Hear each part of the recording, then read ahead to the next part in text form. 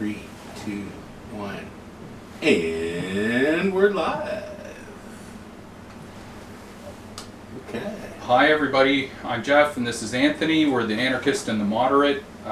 This is the 13th anniversary of Occupy Wall Street, and we wanted to just talk about that amazing event in history and how it affected all of us, and probably touch on some aspects of anarchism. I'm the Moderate, and Anthony is the Anarchist, and he's the, he'll tell us a lot on that kind of genre philosophy. Okay. So do you Sounds remember good. 13 years ago, Anthony? Yeah, I remember. Yeah, it was something for us watching. First it was what they called the Arab Spring in Tunisia and Egypt, and started spreading around, and then it ended up spreading into Europe. In Greece and Spain and places had these massive gatherings led by assemblies, and then there was plans to bring it here in the fall. And originally it was on Wall Street, the Occupy Wall Street, and it wasn't getting a lot of attention over here, as you can imagine. But then there was some big crackdown, so we can hear the military jets flying overhead. They started cracking down on it excessively, and that started getting attention and sympathy, and it started spreading to other cities, and we ended up with one here, and it was quite really something, because people were standing up more than usual. Usually you only see so many people out standing up for causes, but during Occupy there was a large amount of people ready to stand up for a variety of causes, and doing civil disobedience in public places, showing defiance more than usual.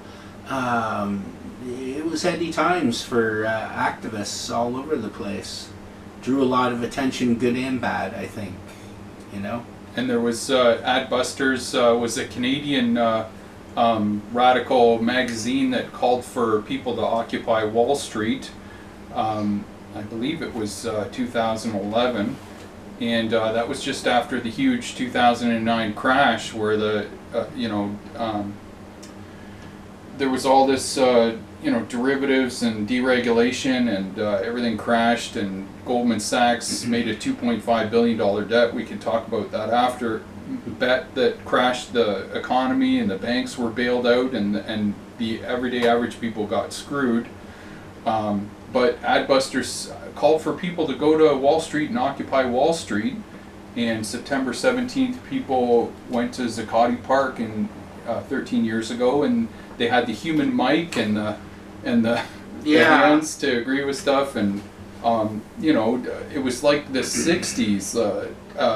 And then a month later, October 15th, it came to Toronto, and it was just like all these hippies there and union people, and it was just like this, dialogue and thought, and what kind of another world is possible kind of thing, and it was exciting. And then a week later, it came to London, October 22nd, and we had general assemblies, and people came together, put up tents. There was like 50 tents in London. There was a giant garage tent. I don't know who brought that to the table, and I remember towards the end, EMDC, Caterpillar shipped out all the jobs to Indiana, and we went down there and protested, and there were marches every day, and people brought food and fed each other, and yeah, it was really something. Yeah, the food. The running of the food was really something. There was a lot of donations, but there was people who worked every day to make sure everybody got fed. There was a lot of good work done. And for nothing. But I think, what really made the Occupy special is it came along and just showed people not having faith in the political system, for one thing. The majority of people there had very little or no faith left in the political system. But by being focused at Wall Street, right, like people felt at the end of the road. I would frequently talk to people and they would say, you know, I would vote for this or that, whatever party, and we always seem to end up here. And, you know, that kind of thing. They would be led along by someone who can smooth talk, like an Obama or a Trudeau, and they would really buy into it, and then they would just become disillusioned after a while and get jaded with the whole system. And it happens over and over and over. Paul Pothier made a comment. Sorry if I butchered your name. I remember Zuccotti Park. I think they called it Freedom Park. Can't remember. It felt like the beginning of an awakening. Yeah, 100%. Yeah, it was really, really. Some of us who had been radicals for some time were sort of calling it an awakening, where a bigger section of the population became sort of more up to speed on how bad things were and the role the state plays and that sort of thing. But also corporations. Like by being aimed at Wall Street, Occupy Wall Street, and here it was on Bay Street in Toronto was the first one and the main one, the biggest one. It sort of brought to the front burner that it's not just government. A lot of people tend to get focused on being anti-government and forgetting the power that the private side holds in corporations and companies and people with massive wealth and the people who own the stock that is America, that sort of thing. By being aimed at Wall Street, they brought that back up into attention, that it's not simply who's in charge in the administration. There's all these powerful characters behind the scenes that are very influential in our lives as well, and they should draw our efforts as well. That any system needs to figure out how to overcome those dual obstacles that are mutually supportive, right? And part of what Occupy also offered was sort of an answer. Okay, so if we can't vote our way out of this, or just hold our breath and wait for things to get better, then you know what sort of system is on the table? What would we be fighting for? Well, Occupy offered just a glimpse, a handful of people, ragtag group of people who had really no experience. Even the sort of more veteran people had almost no experience at democratic process. But we ran direct democracies as best as we could, which wasn't always easy, but it was a real democracy. It wasn't voting for some guy in a suit to represent your interests, some guy from Ottawa or Toronto or somewhere, or you know, some guy who lives in the rich end of town, you know, some guy who owns multiple properties or something. They're the ones who are supposed to represent our interests, you know, and that's just such a farce. And you can see that the way the governments, you know, they avoid doing what we really want and need. Like the way they handle the homeless. They do the bare minimum, even though people are dying and it's becoming such a drag on everything in society. You know, you can just see that. The wars, you know, who's really eager to keep sending our young guys off to die and kill overseas for I don't know what, and yet they're constantly drumming war. And these are just, you know, examples of things that massive amounts of money are involved in. One, avoiding, and the other one, like, they just seem to have endless amounts of money for war. Dave says in the comments, it all started in Seattle. I was there that weekend. Have pics somewhere. The Seattle protests, yeah, that was a big one for sure. The battle for Seattle. Yeah, the battle for Seattle. That would have been like '99. I mean, people mark things differently. It's like the Zapatistas started in like '94, and so some people would say in North America that was the beginning of real resurgence again in North America. Then you had Seattle, and then Quebec City, I think, was in 2001, and there was this sort of build-up happening, but then 9/11 kind of set things sideways for a while. Security was so tight and that people were sitting back some, and then it started to come back to life again, and by the end of the 2000s, you know, there was sort of things happening again, and just the scene has, like, the living conditions that people are in, I think are much worse generally. There's more homeless in our cities. The cost of living is through the roof. Like I say, they're fighting wars and threatening more wars all the time. The surveillance state is on us more than ever. Do you think it was a pushback from Occupy that everything's so much worse? Like, I feel like the elites cracked down when they saw there was a little chink in their armor, and the 99% versus the 1%. We are the 99%. I thought that was a clever slogan. Yeah, I don't think we affect their bigger plans, but I mean, I think the nature of that uprising definitely concerned North American power structure. I mean, that was like the first real bonfires of resistance igniting in cities all over North America in probably decades. I mean, what they called the 60s really went on until about the mid-50s, like the protest angle of it. In fact, I'd say the early 70s was the peak of that. There was a lot of the most intense, most radical stuff was happening in the early to mid-70s. That's when labor peaked, do you think? Or there was a lot of labor stuff. There was a lot of strikes happening.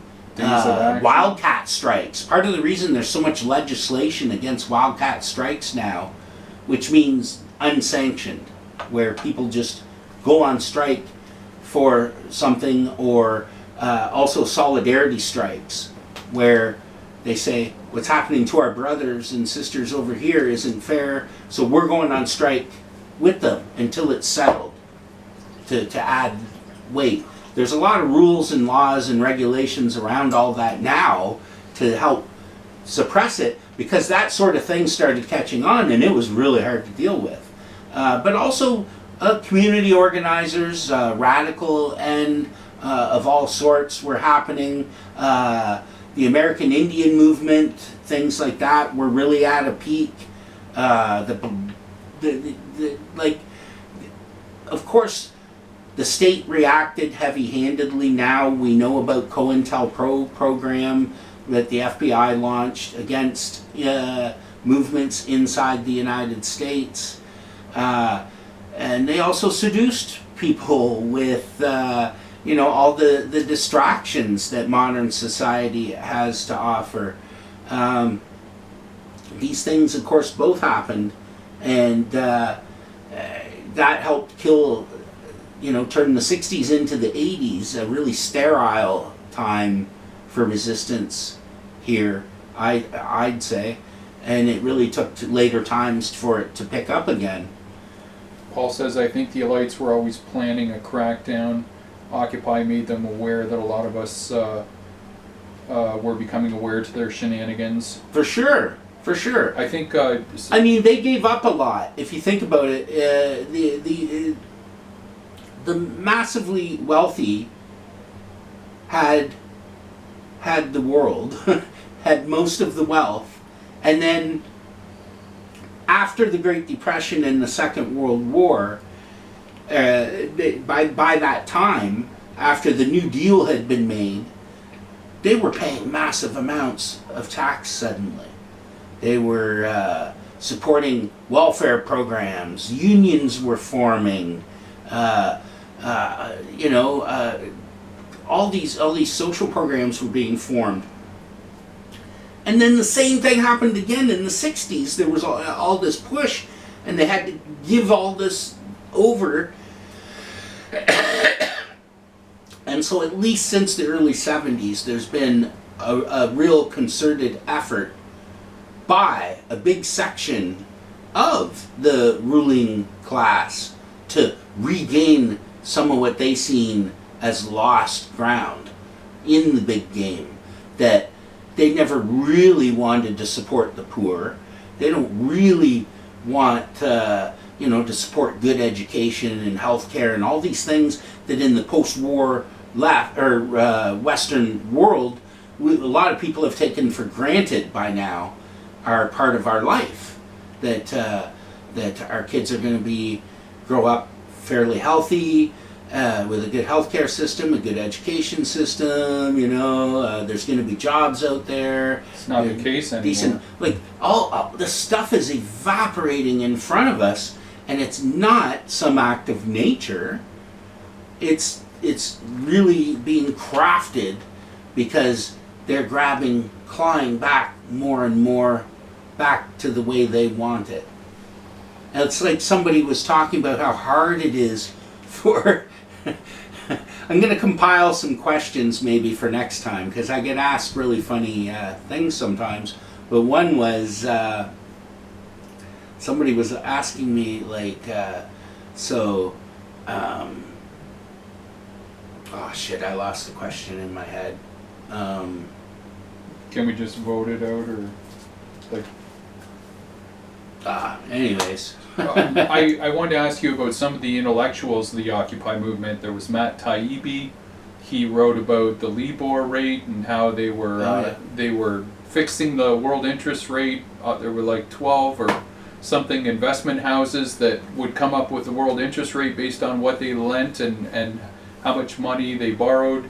And of course they were colluding to fix the rate, and it was like knowing who's going to come in first, which horse to bet on. So it was very lucrative for them. They got caught and really nothing really happened to them, like maybe a fine or something.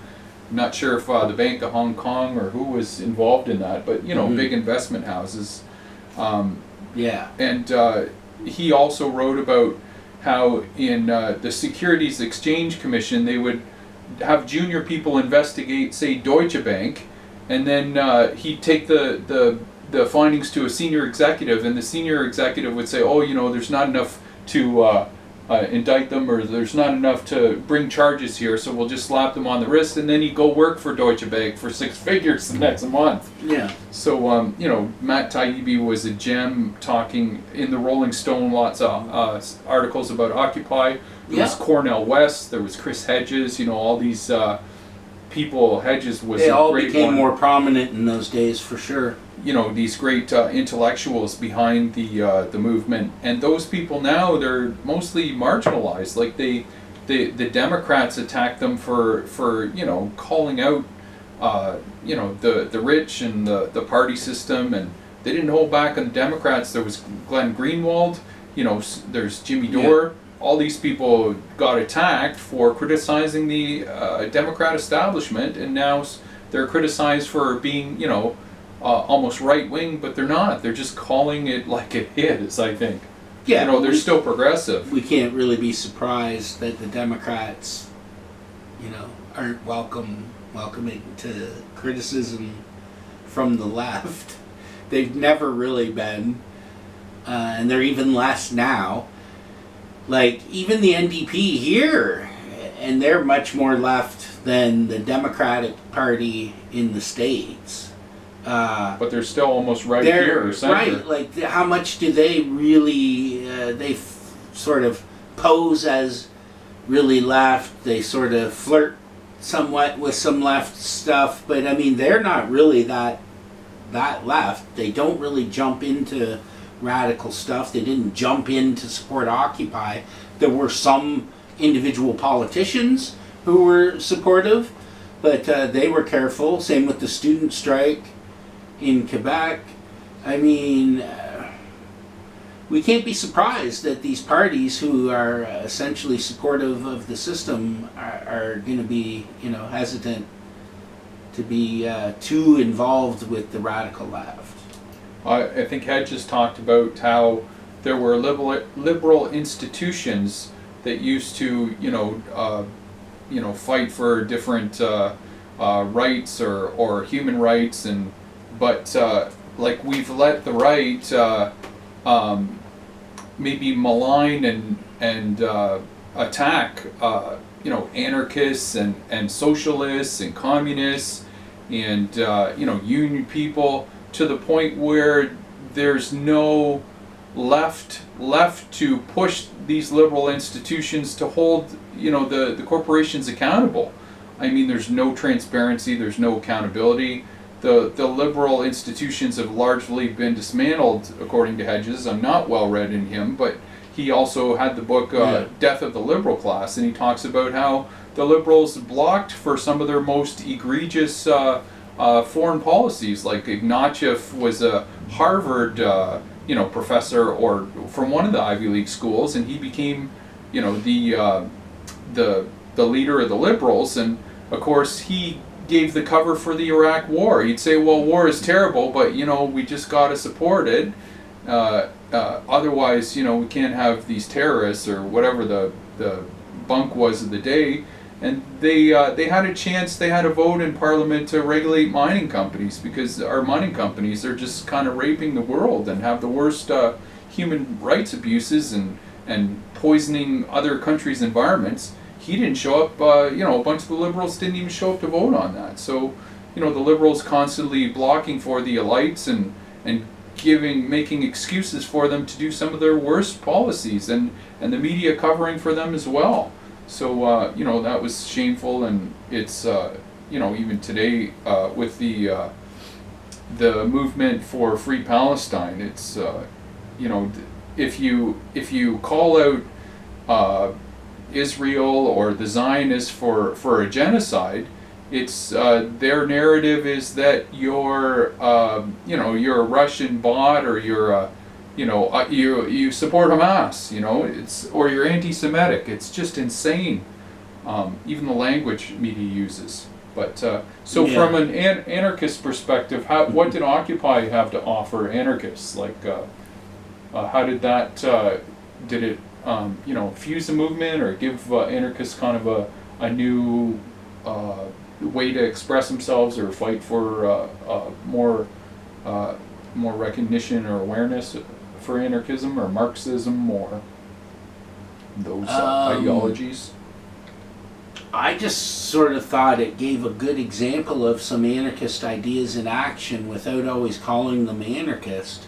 And so people got to see sort of that there was a possible way of running things democratically, that there was other people out there that want to put humans above profits, all of that sort of thing, that it was possible to stand up and be defiant to the system.